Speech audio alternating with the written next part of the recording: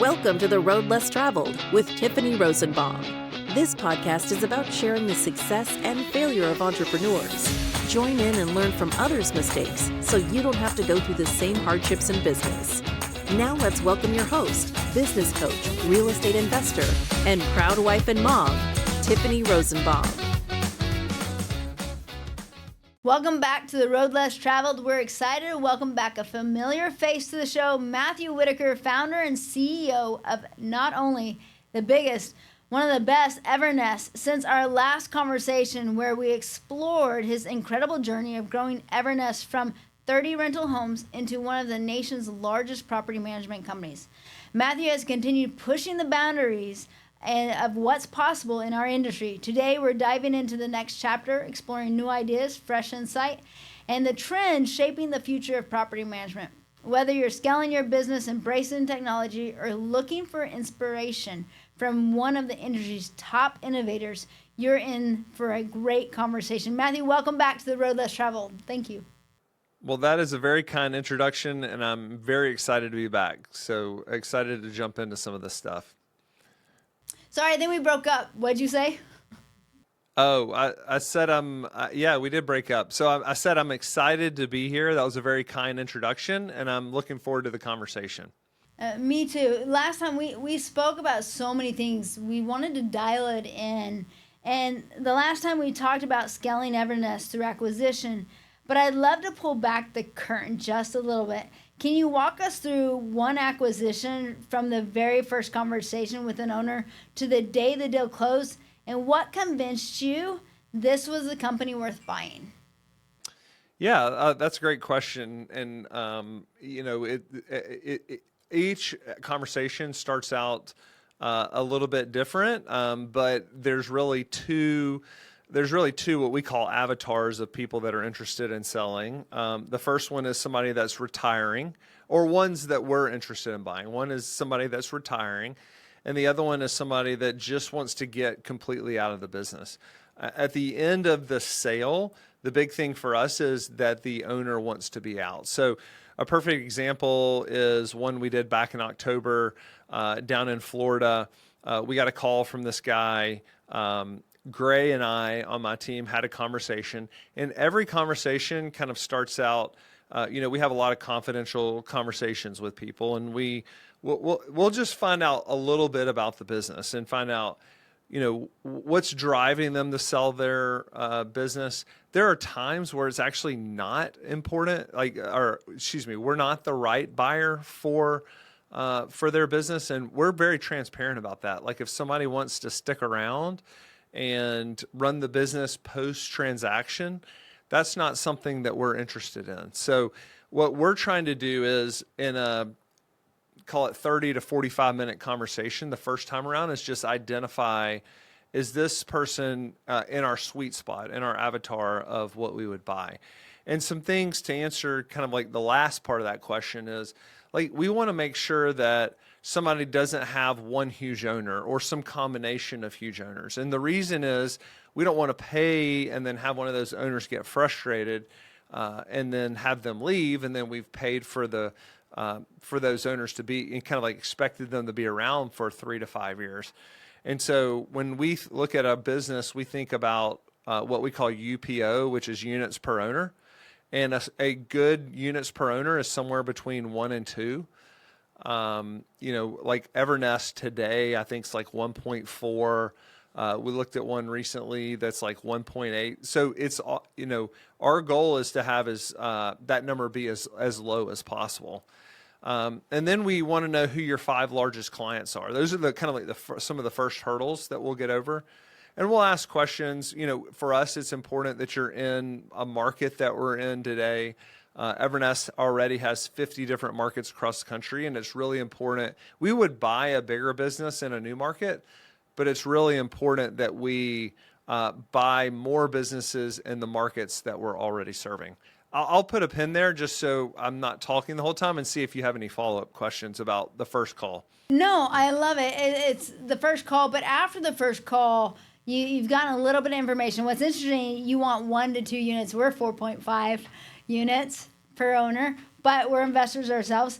but I can understand that number. And I didn't understand that number until we started acquiring. And I'm like, oh, this is why you want that. Because we used to want to go after the investors. We wanted to go after the big ones. And I'm like, wait, but after we acquired, we realized the headache of that.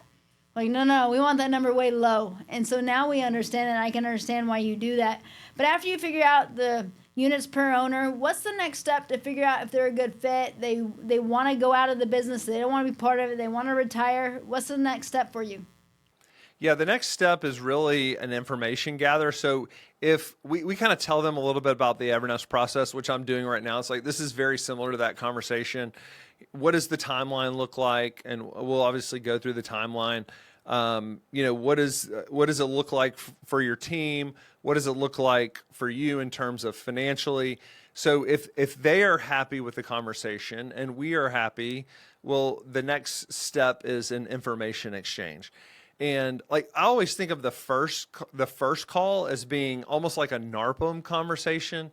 If you were at a conference, we're not going to ask anything that you wouldn't tell a colleague at NARPM. The whole point is that the first conversation is just confidential, but then the second conversation is really going to be on the heels of us digging into your business and figuring out more information. And so we have what we call a document request list that we will send across with the non-disclosure agreement. So the first thing we're going to do is sign an NDA. We're going to, it's kind of like hey, we're not going to tell anybody about this. You're not going to tell anybody that this is going on. We're just going to kind of keep this confidential. And then we're going to ask for some information. And all this is information that you can pull out of your property management system, out of your, if you use like a Paycor or some sort of, maybe you have all your organizational chart in an Excel file, but it's about 7 or 8 items that we think are pretty easy to pull together. It'll probably take you about an hour. And you can pull that together, and then you're gonna send that across to us, and we're gonna go to basically evaluating the business. And that's the point where we can almost give you an idea of what we would pay for the business. So I'll put a pin in that and see if you have any questions. There's a lot of things on that one right there, but we'll. But real quick, before, like, when you're going through all this, what's the biggest deal killer of the deal? Like, what's something that's like, nope, this isn't the right fit? Excluding they're wanting to retire. So we've already said that. So what's another thing that's just a flat out deal killer? If we find out that the rents are very low, we've struggled to keep owners when the rents are low. Our big numbers, under $1,200, it's just really hard to make investment property work below that $1,200. We will, if the agreements limit some things. So one of our strategies is to take what they've built and then continue to build more services, more ancillary stuff. It doesn't mean just like the resident benefit package, but it's, we offer all sorts of things to our residents. And if the management agreement restricts us from being able to do that, we have a maintenance business. So we may be restricted from making money in maintenance because of the management agreement. One thing that's hung us up recently on a deal is assignments. A lot of times, whether it's the state or the agreement itself requires somebody to consent to assignment. And so there's all sorts of these kind of like, we go through almost like a checklist. And one of the things we ask for is your management agreement. And we'll go through a checklist and just look and see, hey, what will the management agreement allow us to do? If it's a very restrictive management agreement, we'd probably still buy it, but we would pay less for it. If it's a more open-ended that will allow us to do some things with some notice, then we will, we're more excited about those management agreements. So I want to hit on that because Arizona is an assignment state, meaning you can't just transfer. You have to sign new contracts, or the owners at least have to know and sign off on it. So is that a deterrent, and why? So y'all don't sign new management agreements when you buy a company then? Normally. That's right. Well, it depends. Like if it's required to get an assignment, then we're going to get an assignment. I mean, there is a workaround in Arizona where you can buy the entity. That's just a little bit risky because that carries some tail risk liability with it. You kind of have to, whatever issues they've had in the past, all of a sudden become your issues. But it doesn't keep us from buying a business if it requires assignment. But it's kind of like a red flag, and we have to go back to the owner and say, hey, you're going to have to get these assigned to us prior to close. It's definitely a lot more work. A lot of work. It's a lot bigger of a lift when you have to do that. And the only reason why I know that is I've done it in Arizona. I know you have too, but it's a lot more work. So let's go into the valuation side. You've gotten the P&L, you've seen the org chart. How does Evernest really truly value the company? Yeah, so a lot of people want like a formula, and we kind of have a formula in mind, but a lot of it depends on strategically how important that business is to Evernest. So the way we look at the business is we say, with these doors on the Evernest platform, what will it take for us to run it? What are the expenses that we're going to, if we assume, let's say we buy a business in Atlanta and we're buying another 800 doors, what are the expenses that it's going to take for us to run another 800 doors? Well, we're going to fully load that into we have a spreadsheet that basically creates, it basically looks at like an internal rate of return, similar to like buying a rental property, right? And the thing people need to understand is what Evernest is buying is the future cash flows of that business. They are excited about the business that they've built, and we think that it has value, but all businesses to some extent are just really the product of what are the future cash flows it's going to produce. So when we look at that portfolio that we're going to buy from somebody, or that business we're going to buy from somebody, we're trying to predict what the future cash flow of that business looks like. We're looking at Evernest's historical churn on all of our acquisitions, and so that's fully loaded into the algorithm. We're looking at, what are all like, how much money do we think we're going to have to put down? How much is the seller willing to seller finance? There's like a bunch of different like levers we'll pull, and we'll come up with, hey, we think we can pay this much for this business. So if somebody came to me and said, how much are you willing to pay for a business? I would need to know all the information before I'm willing, because there are places where I would pay more for a business, because when I move it onto our platform, there's more profit associated with it, or I have an excellent operator there and I can extend out the lifetime of those cash flows, or somebody can bring me a business in a new market and the cash flows are just like, unless it's a bigger business, the cash flows are just way less because we're opening a new market. We've got to have infrastructure in that market. And so, it all depends. And so, but when we make the offer, we think of it in terms of revenue to, some multiple of revenue. Now, somebody who's receiving that probably takes it and looks at it more as a multiple of EBITDA. And I think for what we're paying for these businesses, we're paying a really high multiple of the seller's EBITDA in most cases. And then when we move it onto our platform, it's a different multiple of EBITDA, if that makes sense. It's less turns of EBITDA, but the seller gets benefit for what they've built, and then we get benefit for everything we can add to it. So you talk about a few things here. So if the business is smaller, what is there a unit count you really go after right now? If we have an office in that market, we would go after 12 units. Like we just want to add doors onto the platform in markets that we're in. What about markets that you're not in? Is there a base that you need to make it where it's like, hey, you can build the infrastructure, you can deal with this?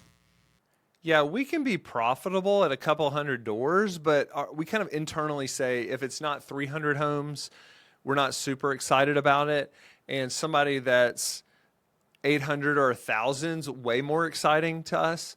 So the bigger, the better. The more, what we have found is density equals profitability here. The more dense we can get a market, You can imagine the people riding around putting signs in yards, lot boxes on doors. Just they can hit more houses in a day. Our maintenance technicians can hit more houses in a day. It's just way more efficient for us to manage a more dense market. So a more dense market would be more, you'd pay more than one that's scattered over a large amount.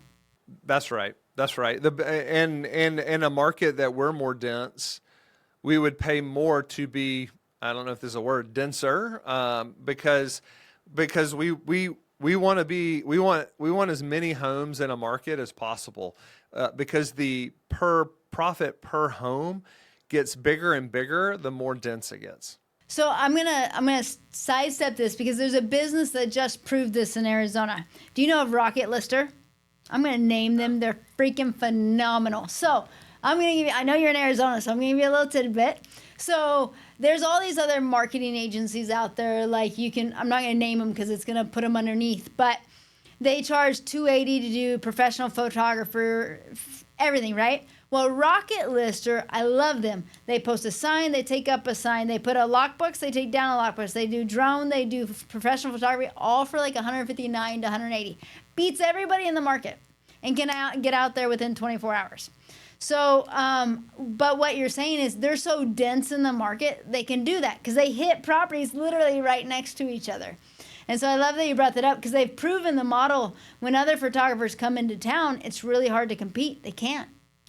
Yeah, you nailed it. Sorry to interrupt. I think you're onto something because Rocket Lister is similar to, and we may have talked about this last time, as organizations get bigger, we're going to drive down the price in a market because we can get more density by, if I go from, I obviously don't want to quote fees, but if I went from one fee to a percentage less, there's all sorts of people that are going to say, okay, now it's worth having somebody manage my home versus me doing it myself. And then if I drive that down one more, then there's more people. So what's going to happen is as we see what density equals profitability, it's going to get cheaper for the homeowner, similar to Rocket Lister.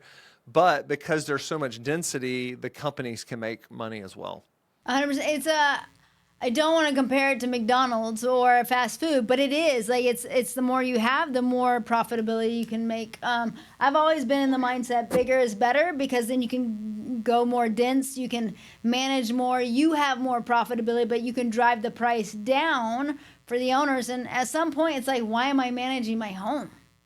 Well, you've seen it before in Amazon, right? Like, if Amazon can deliver my package and then my neighbor's next door and then the next door there, you can just imagine how much more efficient that is for the delivery driver, how much cheaper it is for Amazon to deliver those packages, and how much cheaper it is for me, right? Amazon can keep driving down the price of that. And so you're seeing that the Amazonification of that is going to happen in property management. We can argue over when that'll happen, but at some point it'll be worth the bigger companies lowering fees to get more and more dense.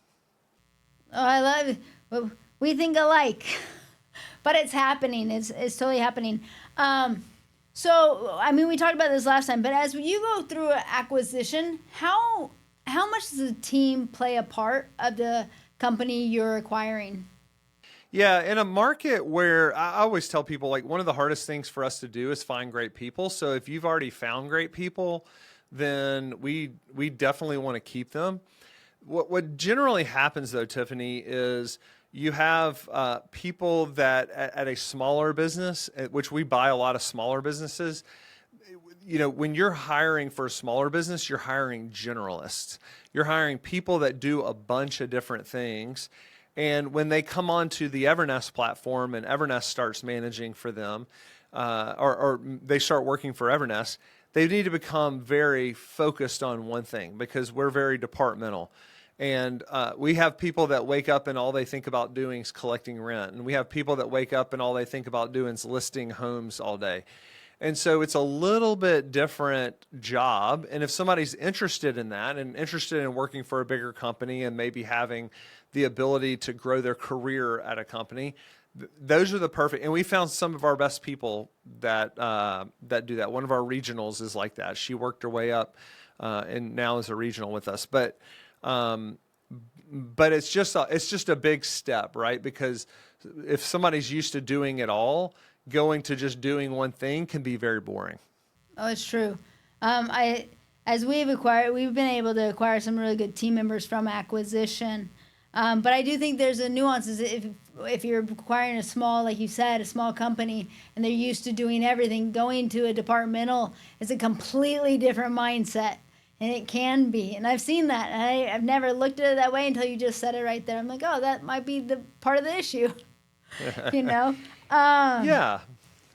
Yeah. So what's the biggest mistake you think sellers make as you've gone and acquired so many?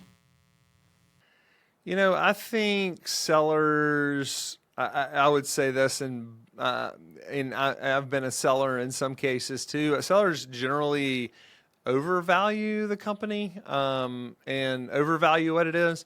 We can go back to 2021 and 2022 where acquisitions got very frothy in the market, like prices got bid up almost to like unreasonable levels. And what I've seen today is that there's sometimes some unrealistic expectations around sales price. And a lot of that is driven by the 21, 22, the time period.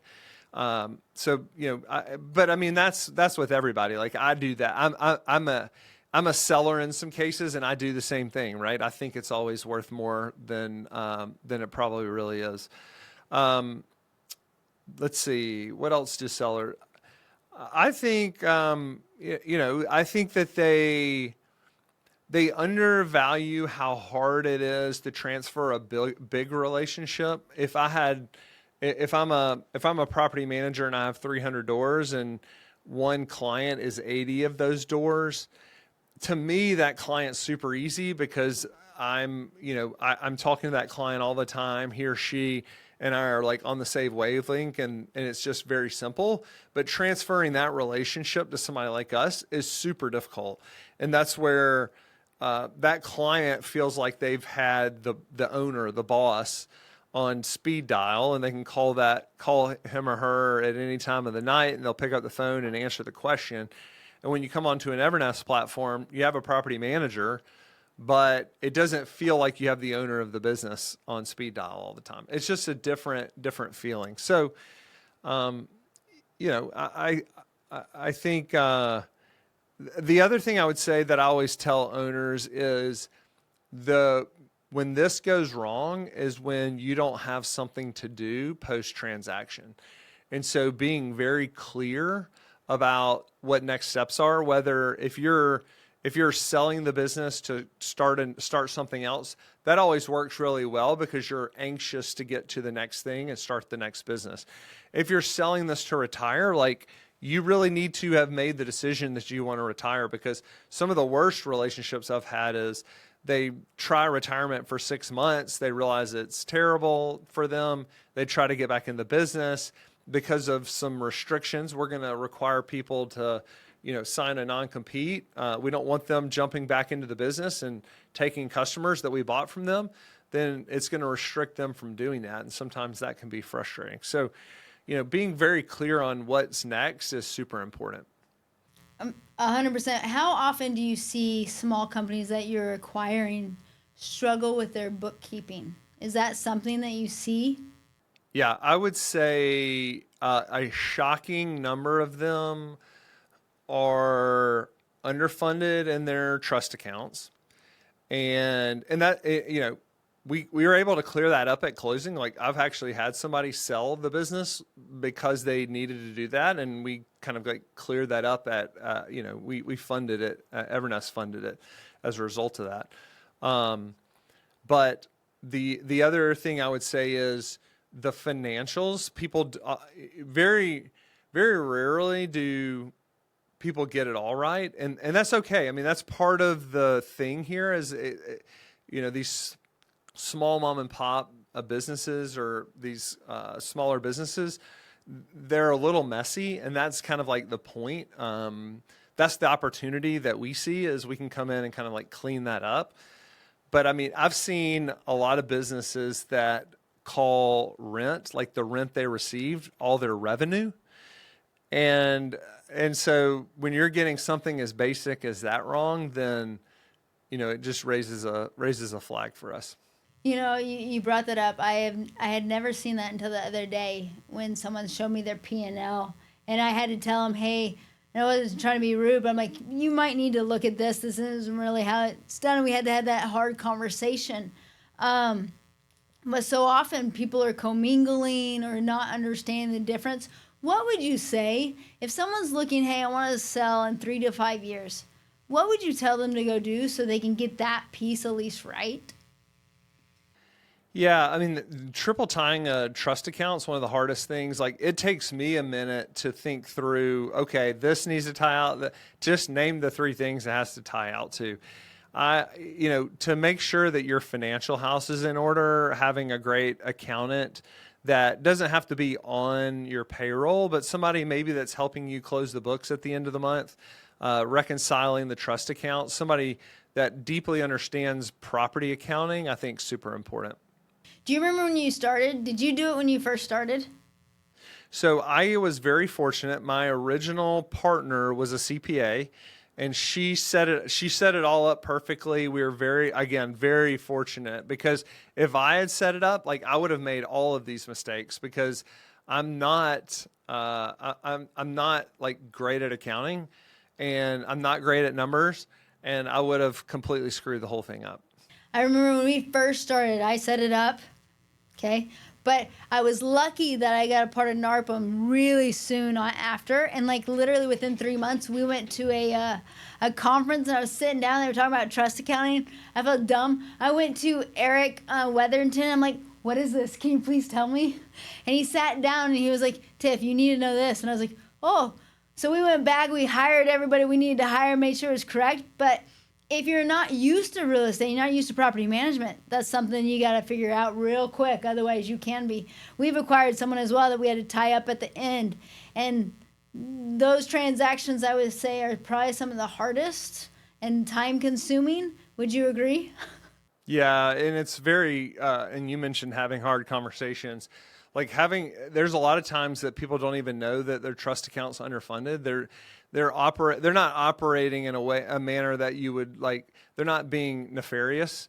They just are doing some things that they don't realize they're underfunding the trust account, and that's a hard conversation at the end when they thought they were getting X number of dollars, and then you have to spend $50,000 or $60,000 to fund the trust account. And these small transactions over time add up to big numbers. 100%. Now, are you have y'all ever done an asset sell, or what do y'all usually do? We do mostly asset purchases.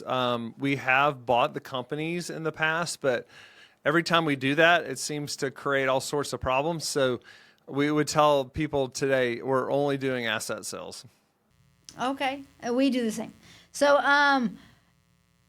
if you could, I just did that. Okay. So one other question real quick. How is AI changing your due diligence? Are you bringing that into your due diligence phase?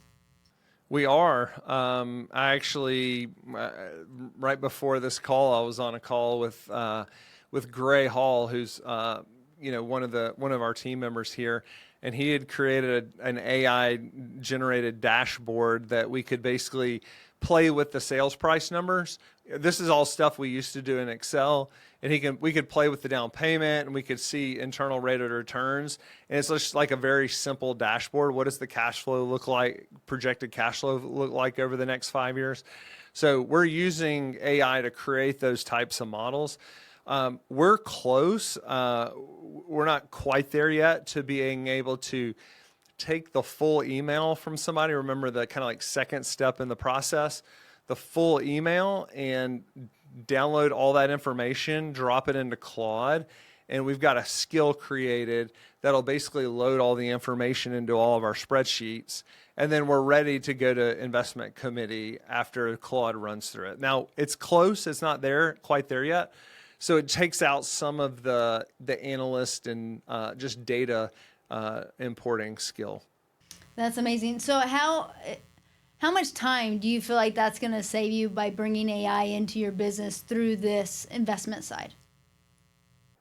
Yeah, it definitely saves us, I would say, hours on every deal. I don't know if there's a specific. The thing I think that's so cool about AI is not really time saving quite yet, but it's just clarity.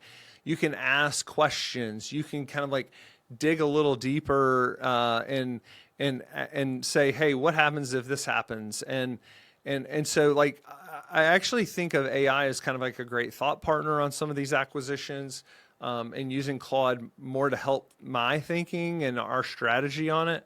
I think it's made us a better acquirer of portfolios to do that. And then at some point, it's definitely going to help on the investment analyst side. The other thing it's helped on is it's great at legal stuff, reviewing NDAs, reviewing agreements. As we put together the purchase and sale agreement, running it through Claude and having it kind of like digest it and follow along. I mean, that's one of the cool things too. As you in something like Claude, I can create a project, or I can create a thread, and it can be basically following along from the NDA all the way through all the information. And so I can almost store all the information right there. And it's reminding me to do things that are kind of like next steps in the project. So, I mean, it's basically making us better today. It's not saving as much. It's saving some time, but not a ton of time. But, I think that the time savings is out there at some point. I agree. I love how you put it, because I was just thinking about that this morning when I was prepping for my advisory board. How you can ask it questions and it can help you think outside the box even more. And I've never had someone say it, like a great thought thinker with you. But I love that. Now, Matt, you've completed transactions all over the country, but I imagine not every deal went according to plan. That's an understatement. I don't think any deal's gone according to plan. We've done a bunch of deals, and I think every one of them, we have certain expectations that don't get met. Is there any deal that, and not asking for names, but if you look back at it now, you wish you would have stepped away from it? Yeah, sure. I would say there's a lot of them. And the thing is, it's always easier to say that in retrospect. I should have walked away. I don't think, there was nothing that I did, like at the time, given the information that I had, I did all the deals I should have done. But there's probably a handful of them that have not been accretive to the business, that have actually made the business worth less. And, it's just like, I don't look back and say, oh, I should have never have done this, because it doesn't help me. Like, what did I learn from it? And I'll just be equipped to go forward in the future, if that makes sense. No, I love what you just said, because in business, you're never going to make all the right decisions. But those decisions that we look back on and we learn from are what get us to the next step, right?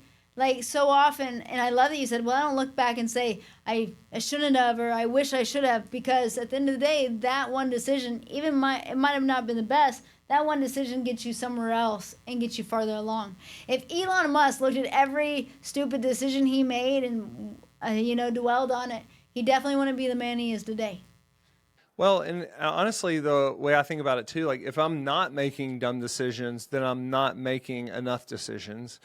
And I'll give you a story. Like I bought a house back in 2007, kind of like right before the GFC, and was going to flip it. And it took me a year to flip it. And I basically sold it after investing $70,000 or $80,000 in the house for the same price that I bought it for the year before. So it didn't like almost 1 year exactly. I sold it for the same price, and I'd put like 70 grand in it, plus carrying costs and, insurance, taxes, all that, interest. And I thought, man, I lost $75,000, and it was just hard for me to believe that I could lose $75,000. But today I make $75,000 mistakes, and not that they don't hurt, but it's nowhere near the biggest mistake I ever made. And at the time I just thought it was just going to be, the end of the world if I made a $75,000 mistake. And so the one thing that'll happen as people grow their career is you'll start to make more and more expensive mistakes, but that means that the game is getting bigger and bigger that you're playing. And so that's okay. Like, I make, $100,000 mistakes on a pretty regular basis at this point. And, many people may be listening to that and thinking, well, that's a whole month's worth of my revenue.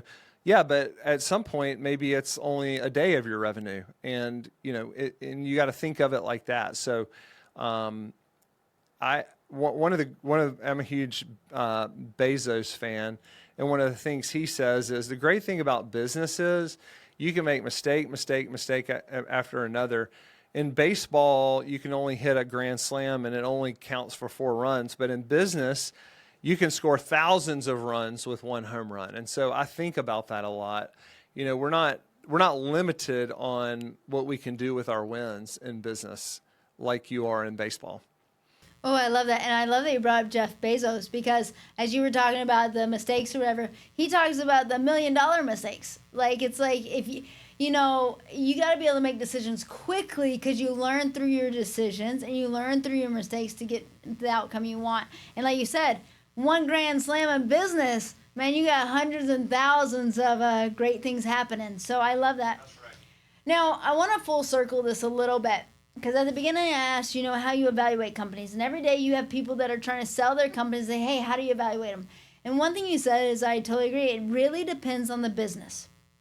And it really depends on what they bring to the table with paperwork. But if you were going to tell someone that was going to sell their business, and everybody that is thinking about it right now, how would you tell them to evaluate their business so at least they know a little bit of where their business is?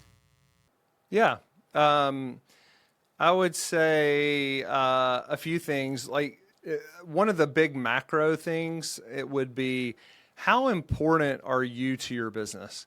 And if you are very important to your business, then it's going to be hard to sell that business without you. And, if you're out there and you've got 50 units, you're probably pretty important. And so if you sell those 50 units, it's just going to have way less value than maybe somebody that has 300 homes and a couple of property managers, and the owners rarely talk to you as the owner. And so that's probably one of the big things we look for is, hey, how easily can this owner be taken out of this business? How frustrated are the owners going to be, right? Because what we want is that future cash flow. Anything we can do to keep that cash flow coming, that's the reason that we buy these business.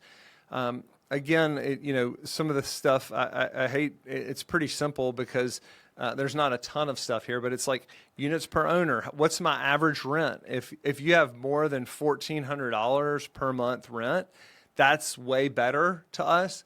We've found that there's like some magical thing today about $1,400 that they churn less, which is pretty interesting. And, whether it gets to, ideally way more than 14, like closer to $1,600 or $1,800 is a better rent price point.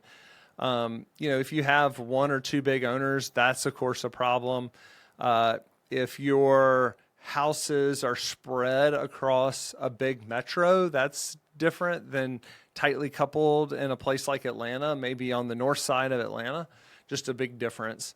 Again, having your books completely, us having trust that when we get your books and they're not messy, that just creates a lot of trust on our end. Like, this person knows what they're doing.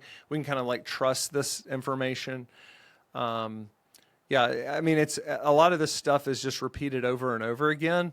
And it's it's hard to build a business like that, right? Like, and no, honestly, nobody, Tiffany, checks all the boxes, but these are the things that we look for. And when somebody comes to us and they have a low units per owner, average rent of $1,600, they have like a really tight group of 300 or 400 homes. That's the thing that we get really excited about. Now, you brought something up really important that I want to bring back. You said trust. Like, when you bring stuff forward that's clean, yeah, it brings more trust. But also, I think on an acquisition, be willing to be very transparent. Don't hold anything back, because then that just hurts the transaction. Make sure that trust, you're building a relationship, because the more transparency you have during the acquisition, the more the owners are going to stay as well. Would you agree in that? Yeah, I mean, I will tell you how I've acted in certain situations. So we've sold portfolios, like markets that we've decided not to be in. I've sold HOA businesses before. And one of the first things I do on the first call where I'm the seller is I say, hey, here are all the things, especially if you've listened to this, here are all the things you're not going to like about this business. Hey, the units per owner is 2.5, and I have two really big owners, and they make up 20% of the portfolio. Like, just getting all that stuff out, it builds trust on the front end. And then my thought is you can build back from there. What typically happens is you get on the first call, and just like everything, you want to sell and you want to act perfect. And then you dig into the information and you find out things aren't perfect. I've just found it's like way easier relationship to get all your warts out right off the bat. It's almost like going out on the first date and saying, hey, I snore. I have weird eating habits. Just saying, like, these are the things that will probably piss you off. And so if you're okay with them, like, everything else is going to be good. But doesn't it bring down the defense mechanism, right? Because, like, when you're in a transaction, I was taught this from a really young age, because we had this RV, way off topic, we had this RV that would break down every time we took it out, because we didn't take it out very often. So we'd go down the road and wheels would pop off, or the gas tank or something. It would just go wrong. And my parents decided to sell it. So I went out with my mom, and she went with these people, and they came up, and she goes, oh, it breaks down every single time. You're going to need to be in the shop every single time. These people thought we were crazy. They paid more than what we wanted, because it's like, at the end of the day, when you're so transparent, they don't feel like you're hiding anything. They know what they're getting, instead of going, oh, everything's perfect, and then uncovering peeling back the onion, because no business is perfect. I mean, even my business, we make mistakes every day. Every day. We have to own it and move on. You know how that is. You're in business. Oh. So you said, finish that. Even my business. Even in my business, like, it's like we make mistakes every single day. Like, we own it. We talk about it. Like, every day, every week, we have a leadership team meeting that we talk about what are the problems? How do we fix them, right? No business is perfect. And so to act like a business is perfect is really not reality. Hey, Tiffany, just so we can close the loop probably in the audience's head, do you mind if I go through the last few steps of the acquisition process? 100%. I would love to do that. So let's say, the second step was we get all the information. Then we're going to set up a call with somebody and make an offer to them. And they can and then we're going to send that across in what we call a letter of intent. And it's basically going to be 3 or 4 page document. Just says, hey, this is what the sales price is going to be. These are kind of like the major things that the transaction is going to look like. And then the seller has the opportunity to say, yeah, I'll sign that, or hey, maybe I'd rather see something here. It's kind of like sometimes that's where the give and take starts to happen. But when we strike a deal, you sign the letter of intent, and then there's kind of like 2 processes that kick off. There's the deeper diligence, where we're going to go into your books and make sure that, the trust accounts are reconciled and everything you said is true. And then there's also the paperwork, which is the purchase and sale agreement. And both of those are kind of like going in parallel. And we've set a close date with the LOI. And the whole goal is to get all that information done by the time that we close. Tie out all the diligence, get the paperwork, the PSA finished, finalized. Sometimes we've signed the PSA at close, so I wouldn't be stressed if you don't get to if you don't get to do it fully executed before close, because that happens sometimes. But then the thing that is probably the most critical piece, which I think people need to know, is as one of the things Evernest does is we basically move everything onto our books at close. So we don't run the old business and then our business at the same time, or we don't run the new business and then our business at the same time. We basically merged them at close because we figured, look, we're doing all the diligence stuff now. There's another 20% we can just put it into our system. And if you think about it from our perspective, it's way easier to execute our system than it is to execute your system and our system at the same time. And so the way we say it is, we're going to screw it up. Let's at least screw it up in our system versus trying to run it somebody else's way. So there is a blackout period right before close, and it's kind of like a week long where, and sellers hate this, where you can't post rent, you can't put in any work orders. Well, you can put in work orders, but mostly the financial transactions can't happen while we're moving all the data over, because you have to freeze time so that you can move everything over. And if anybody's gone through a property management software switch, it's the same thing. It's exactly what happens. And then then you close, we start sending out emails to owners, emails to residents. We actually call all the owners too. So our goal is obviously to build a relationship with them. And what I tell our people that sell to us is, we only really need you probably for the first 30 days to be around. And then after that, we just need you by phone, because after the first month, after we've gone through one cycle, then somebody essentially, we've got it down, and we may need you for some historical context on maybe a repair or something like that. So, when people sell to us, basically after 30 days of the close, they can be on a cruise ship somewhere. And as long as they have a cell phone that they'll answer every now and then we kind of all that pressure gets picked off of them pretty quickly. And coming out of summer, all of us are right here in the middle of summer. Summer is the most stressful time for all of us property managers. And, you have all the turns, you have all the move outs, you have all the leases. And there's just a lot of people out there right now that are saying, I don't want to go through another one of those summers. And now is a great time to reach out, because we can close the business before the end of the year. And, that's another question some people ask, is how quickly can you close? And what I tell people is 45 to 60 days. So from first call to us till you could be literally on a cruise ship somewhere could be as little as 90 days. That's a good close time. Now I have a question, because you said there's a blackout time, and we do the exact same thing. But the question I have is there a time of month that you try to close? Yeah, we try to close at the end of the month, and then that blackout period happens, call it, a week or so before the end of the month, so that we can send out. We try to close early enough, but right before the end, so that we can send out, emails to residents.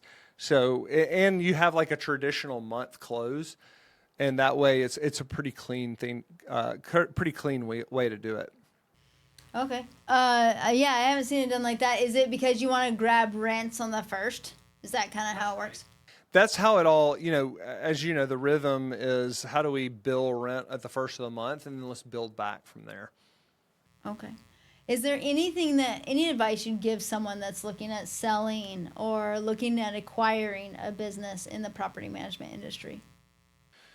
Well, I would hesitate to say buying a business is always your best bet if you're a buyer. Building what you have in the market you have as big as you possibly can, and then maxing that out is the most profitable way to do it.